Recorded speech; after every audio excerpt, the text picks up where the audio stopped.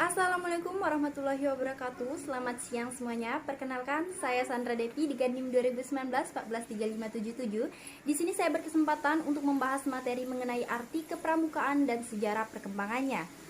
Kepramukaan adalah sistem pendidikan kepanduan yang disesuaikan dengan keadaan, kepentingan, dan perkembangan masyarakat dan bangsa Indonesia. Kepramukaan di sini juga dimaksud dengan proses pendidikan di luar lingkungan sekolah dan keluarga yang diselenggarakan dalam kegiatan yang menarik, menyenangkan, sehat, teratur, terarah, dan praktis. Gerakan Pramuka di Indonesia adalah nama organisasi pendidikan non-formal yang menyelenggarakan pendidikan kepanduan yang dilaksanakan di Indonesia. Kata Pramuka sendiri merupakan singkatan dari Praja Muda Karana yang memiliki arti rakyat muda yang suka berkarya. Perkembangan sejarah Pramuka tidak terlepas dari 3 masa, yaitu masa penjajahan Belanda, masa penjajahan Jepang, hingga masa proklamasi kemerdekaan Indonesia.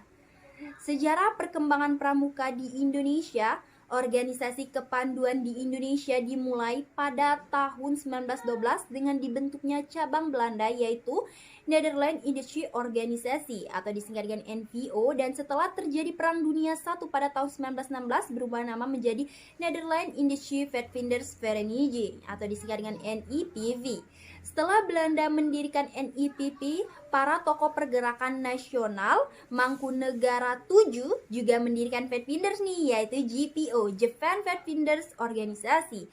Lahirnya GPO memicu gerakan nasional yang lainnya yang membentuk organisasi yang sejenis yang sama, antara lain JJV, Jogja Vetpinders, NV, National Vetpinders, SIAP, dan organisasi-organisasi lainnya. Nah, marahnya Belanda ke Indonesia kira-kira kenapa ya? Gara-gara istilah Vetpinders yang didirikan oleh tokoh-tokoh pergerakan Indonesia, Belanda melarang organisasi kepramukaan di luar milik Belanda. Maka dari itu salah satu tokoh pergerakan nasional Kiai Haji Agus Salim ini mengubah istilah Vetpinders menjadi pandu atau kepanduan untuk organisasi kepramukaan milik Indonesia. Nah, pada masa penjajahan Jepang juga, pergerakan kepanduan sempat dilarang karena para pandu ikut terjun dan bahu-membahu memberi kemerdekaan Indonesia, namun idealisme dan semangat tetap menjiwai para pandu. Nah, setelah Indonesia memproklamasikan kemerdekaannya, di daerah Solo, Jawa Tengah pada 28 Desember 1945 terbentuk Pandu Rakyat Indonesia. Organisasi kepanduan ini yang menjadi wadah kepanduan di seluruh Indonesia. Organisasi ini mendapatkan keputusan resmi Menteri Pendidikan, Pengajaran, dan Kebudayaan nomor 93 BHG tanggal 1 Februari 1947.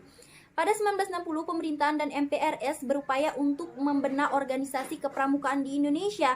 Sebagai tindak lanjut upaya tersebut, pada 9 Maret 1961, Presiden Soekarno mengumpulkan tokoh-tokoh dari pergerakan kepramukaan Indonesia. Presiden mengatakan bahwa organisasi kepanduan yang ada harus diperbarui, aktivitas pendidikan haruslah diganti dengan seluruh organisasi kepanduan yang ada dilebur menjadi satu dengan nama Pramuka.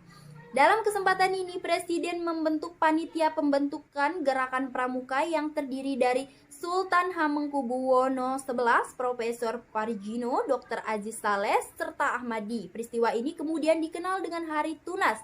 Gerakan Pramuka dengan lambang tunas kelapa yang diperkenalkan resmi kepada khalayak pada tanggal 14 Agustus 1961.